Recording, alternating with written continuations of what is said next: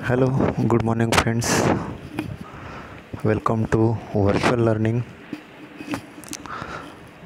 Now, with audio video, we will learn the next prose, that is prose number 1.3, The Call of the Swine, A Scent of Rice, written by Venkateswaran Iyer, who is known as Venkat Iyer. Now, before going to start, I would like to say you about the test. The writer attempts to find a good variety of traditional rice and to grow as against the hybrids. He pursues the matter till the ultimately reaches his goal. The writer propagates organic farming to ensure that the land is not ravaged and laid barren by farmers trying to make a living out of agriculture. Now, in the prose, a writer have to save a soil, and that's why he have decided to do organic farming against hybrid. So, like the test is here. Now, before going to start a prose, we will see about the writer and about the test. पाठाला सुरुवात करण्यापूर्वी आपण या ठिकाणी लेखकाविषयी आणि दिलेल्या पाठाविषयी बघणार आहोत. Let us see. Venkateswaran Iyer into bracket Venkat Iyer. Now this prose is very related to Palghar district. Cause is given ahead. Now see, Venkat Iyer born in 1966. Venkat Iyer is a science graduate. Now see, Venkat Iyer is born in the year of 1966 and he has graduated from science stream and a certified project management professional. And after his graduation, science की degree लेने के बाद, graduation करने के बाद, he has completed a professional certificate course, that is project management. Graduation के बाद उन्होंने प्रोजेक्ट मैनेजमेंट का एक प्रोफेशनल सर्टिफिकेशन का कोर्स किया है. He last worked with IBM in Mumbai as a project manager for software implementation. Now, Venkat Iyer has done his last work as well as his last job with IBM in Mumbai. Now, I would like to give you idea about the IBM. IBM is one of the international business machine company, and one of a company located in Mumbai, and in that company Venkat Iyer work as a project manager for software implementation. यानी कि जो software रहते थे उसका implementation करने के लिए project manager का काम उन्होंने लास्ट में किया था. After 17 years in the IT industry. Now look at here, 17 years he has done his job in IT field as well as in IT industry. 17 साल उन्होंने IT इंडस्ट्री में जॉब किया है. He quit in 2004 to live on his organic farm in Pet village in Dahanu Taluka, Palghar district, Maharashtra. Now see, when Venkat Iyer left his job from IBM in Mumbai, Venkat Iyer ने job कब छोड़ा है और क्यों छोड़ा है? Both the reasons are given here. He quite in 2004.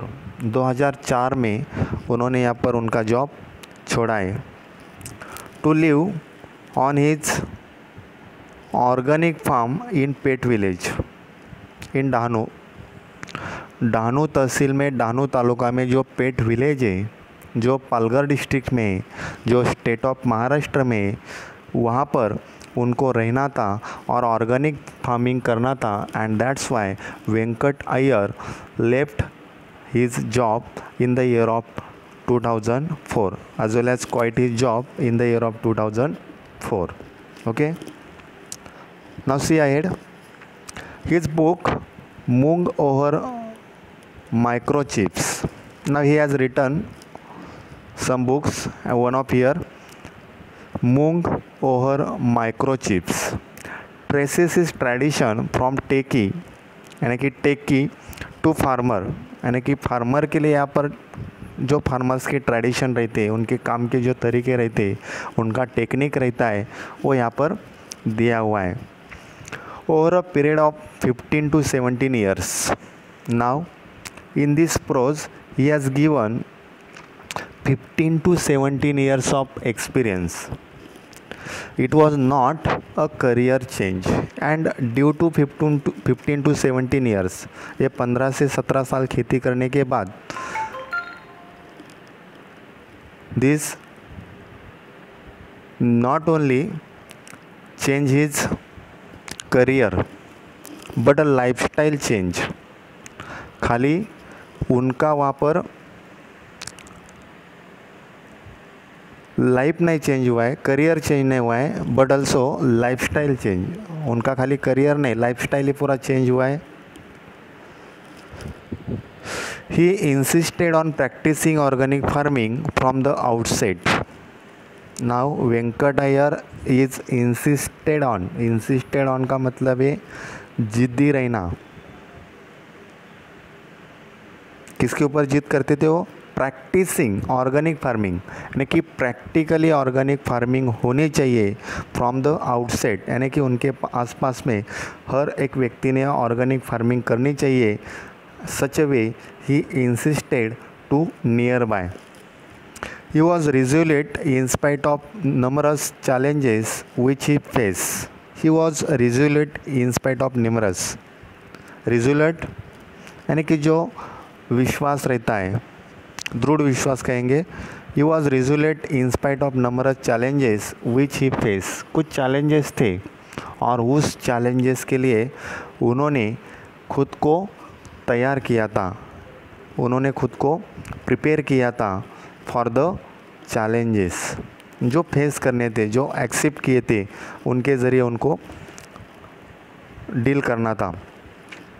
Today not only does he deliver lectures on organic farming, now on today Venkat Iyer is not only gives the lectures on organic farming but also has joined hands with organic farmers.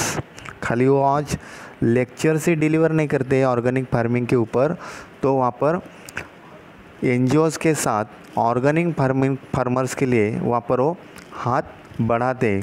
And NGOs working in the organic field, और NGO वहाँ पर उन्होंने prepare की है, उस NGOs के साथ वहाँ पर ऑर्गेनिक फील्ड के बारे में वहाँ पर वो काम करती है to propagate organic farming to ensure that. Now he gives a reason to the farmers. वहाँ पर वो रीज़न्स बताते, कॉज बताते ऑर्गेनिक फार्मिंग क्यों करनी चाहिए। To propagate organic farming to ensure that, लोगों को वहाँ पर वो भरोसा देते, इंश्योर करते, श्योर करते that the land at least is not ravage. At least वहाँ पर जो लैंड है, खेत है, वहाँ पर रिवेज नहीं होगी, डिस्ट्रॉय नहीं होगी, नष्ट नहीं होगी, उद्ध्वस्त नहीं होगी।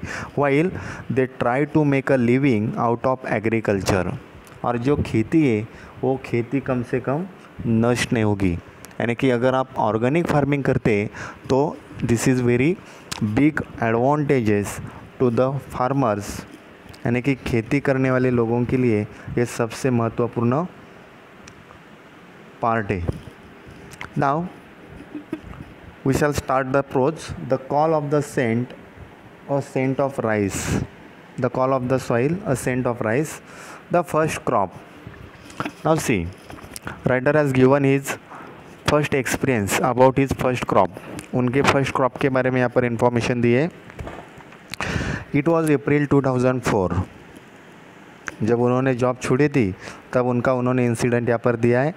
It was 2004, April 2004. I stood in the middle of the lush green field of Moong and looked around me. Now see, writer was stood in the middle of the lush green field. Lush green field, if you want to see a image, you can see here. So this is the moong green. जो मूंग green रहता है यानी कि मूंग ग्राम रहता है यानी कि हरा मूंग, उसकी जो फसल थी, उसकी जो खेती थी, उसकी खेती में वहाँ पर वो राइटर बीच में खड़ा था, ठीक है। एंड लुक अराउंड मी, और जो राइटर है वेंकट अय्यर है, he was looking to around him, यानी कि जो मूंग की फसल है उस मूंग की फसल को राइटर वहाँ पर देख रहा था। It was just before sunrise. Now it was the before sunrise. Before sunrise it means it is the morning time, यानी कि सनराइज होने के पहले जो टाइम रहता है, this is the early morning in the day. दिन की बहुत ही सुबह जैसे 5 रहती है, such a way such a time he was there and the sky was turning a bright orange. और जो सुबह है, सन है, स्काई वहाँ पर ब्राइट ऑरेंज होने वाला था, यानी कि वहाँ पर this is the time of sunrise. उजाला होने वाला था, सनराइज होने वाला था। At that time he was there. The ground was damp. The ground was damp mean, damp का मतलब यहाँ पर मॉइस्चर, जैसे मॉइस्ट रहता है, गीला रहता है, यानी कि ज़मीन जो है, खेत जो है, लैंड जो है, वहाँ पर थोड़ी सी गीली थी। And the leaves were shining with dew and on the leaves of the moong gram there were some of the dews and that's why it was shining. और उसके ऊपर जो पानी पड़ा रहता है, गिरा रहता है, धूका रहता है, उसकी वजह से वहाँ पर जो मूंग की फसल है या मूंग की लीव्स है वहाँ पर शाइन कर रही थी। My bare feet were muddy and my bare feet, bare feet यानी कि पैर में उन्होंने कुछ पहना हुआ नहीं था। And that's why poet said here my bare feet were muddy, और पैर में कुछ पहना नहीं था और उनके पैर में पूरी वहाँ पर मिट्टी लगी थी, कीचड़ लगा हुआ था। As I walk around gingerly and poet writer was walk around gingerly. gingerly means it's very cautious और very careful, यानी कि फसल के ऊपर पैर नहीं पड़ना चाहिए या कुछ मूंग ग्राम जो आया हुआ है वो टूटना नहीं चाहिए, यानी कि very carefully he was walking around the field and inspecting the plants, and at the time of moving from one area to another area he was also inspecting to the plants. वो plants का inspection भी करते थे, यानी कि यहाँ पर फसल कैसी है, उस एरिया में कैसी है, यहाँ पर कैसी है, such way he was inspecting to the plants. Around me were rows of chiku trees and nearby the field of moong gram there were some of the rows of chiku trees. उसके बगल में जो fence रहता है, कुंपण रहता है या साइड एरिया रहता है, उसके एरिया में वहाँ पर राइटर ने चीकू के पेड़ भी लगाए हुए थे। And below a dense foliage of moong, और उसके नीचे यानी कि साइड में चीकू ट्री भी है और उसके अंदर उन्होंने वहाँ पर ये मूंग की फसल लगाई हुई है। Foliage the leaves of a tree और अ प्लांट, यानी कि जो मूंग की फसल है उसकी पत्ते भी बहुत सारे वहाँ पर डेंस है। डेंस यानी कि जैसे घनदाट रहता है, जंगल रहता है, जंगल जैसे वहाँ पर पूरे पत्ते रहते हैं। ये देखो यहाँ पर जैसे पत्ते दिखाई देते हैं, नीचे की जगह भी दिखाई नहीं देती है। Such way there were a dense of moong. At that point I could have asked for anything more and at that point, और उस पल पर I could not have asked for anything more. फसल भी अच्छी लगी हुई है, चीकू के पेड़ भी अच्छे हुए, तो मुझे किस बात की कमी थी। I can't ask anything more, मुझे किसी बात की और ज़रूरत नहीं थी। The moong plants not more than 2 feet tall, और मूंग की जो फसल थी वो ज़्यादा से ज़्यादा 2 फीट के अंदर ही थी, ऊपर नहीं थी। Had green pots hanging out, और उसका जो पॉट्स था, शेल्स था, शेल्स का मतलब यहाँ पर जो ये दिया हुआ है, ये देखो, ये जो फसल है यानी कि ये जो मूंग की पॉट्स लगी हुई है, शेल्स लगी हुई है, उसे कहेंगे पॉट्स।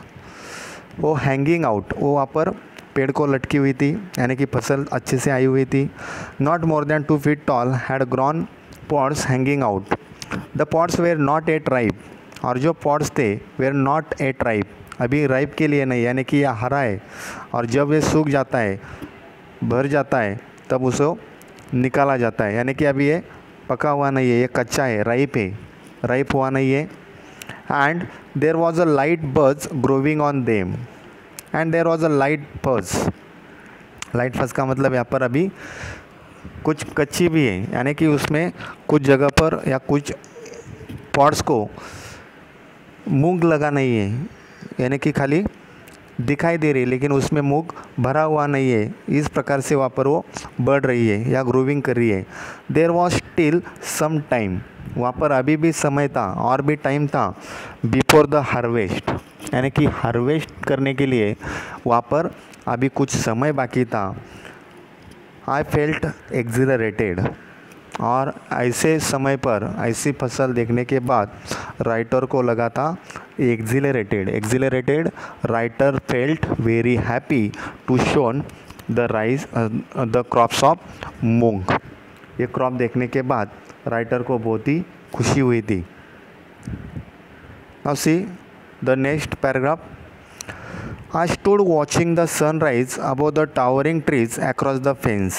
और अभी भी राइटर वहाँ पर देख रहा था, but what he was looking, the sunrise, वहाँ पर सनराइज हो रहा है अबव द टावरिंग ट्रीज, यानी कि जो ऊंचे ऊंचे पेड़ है उस पेड़ के भी पीछे से, यानी कि जो फेंस है, कुंपन के ऊपर बड़े बड़े पेड़ है और उस पेड़ के पीछे से वहाँ पर सनराइज होते हुए राइटर देख रहा था।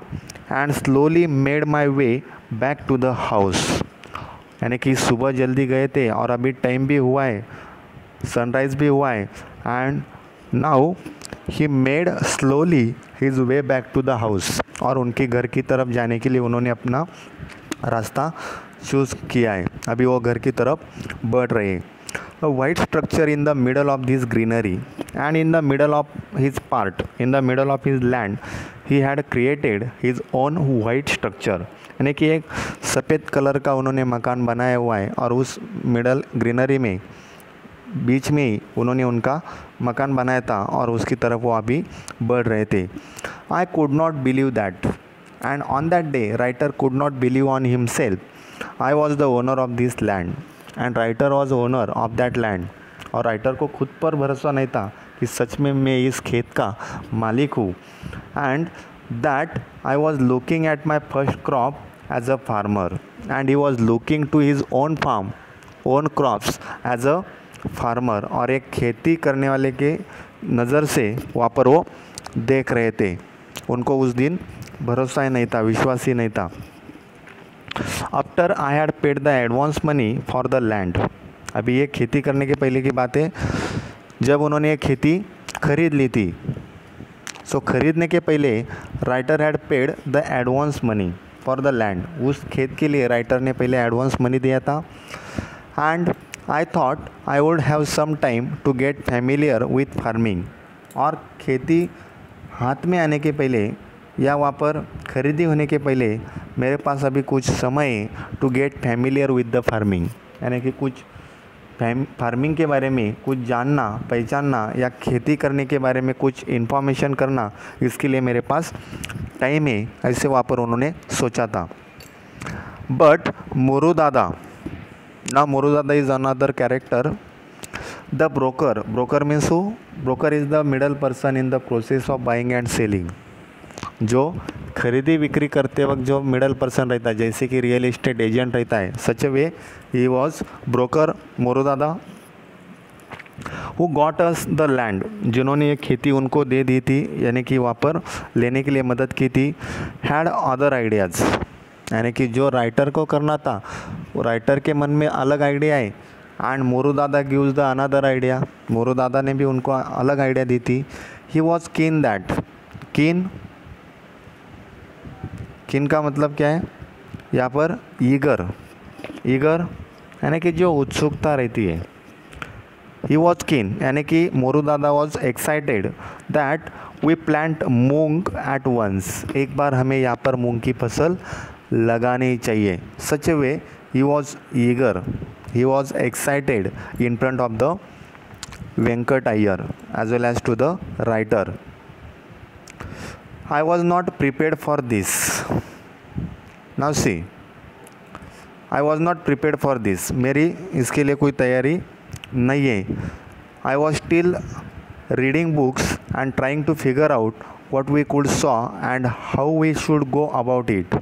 But writer said to Moru Dada, I was still reading and trying figure out, मैं अभी भी कुछ किताबें रीड कर रहा हूँ और अभी भी कुछ फिगर्स देख रहा हूँ, क्या सॉ करना चाहिए, क्या लगवाना चाहिए, कौन सा बीज कंफर्टेबल है, यानी कि यहाँ पर क्या आ सकता है। Such way I just collecting as well as learning some information about the farming, so I was not prepared for this, यानी कि मैं मूंग की फसल करने के लिए तैयार नहीं हूँ। Moru Dada was quite firm, लेकिन फिर भी मोरू दादा उनको फर्म कर रहा था, विश्वास दिला रहा था, भरोसा दे रहा था। ही सेड, और उन्होंने राइटर को कहा था, he said the season was right for sowing moong, अभी जो मूंग की फसल है, ये मूंग की फसल के लिए जो सीज़न है, ये जो टाइम है, ये जो पीरियड है, ये जो समय है, ये बहुत ही अच्छा है। And the best seeds were available in Surat, और जो सीड से जो अच्छा है, बहुत ही ब्रांडेड है, वो सीड भी हमें यहाँ पर अवेलेबल है इन सूरत में, in the adjacent state of Gujarat, यानी कि हमारे नियर में, हमारे बगल में, हमारे पास में जो गुजरात स्टेट में सूरत है, उस सूरत में हमें अच्छा खासा बीज भी मिलने वाला है, यानी कि अवेलेबल है, या सीड्स भी अवेलेबल है।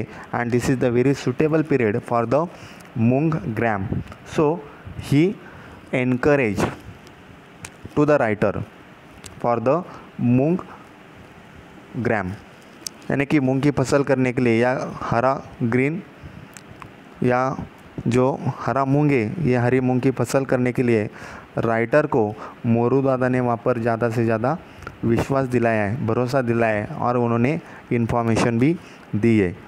Now remaining part we will see in our next video. Okay, thank you.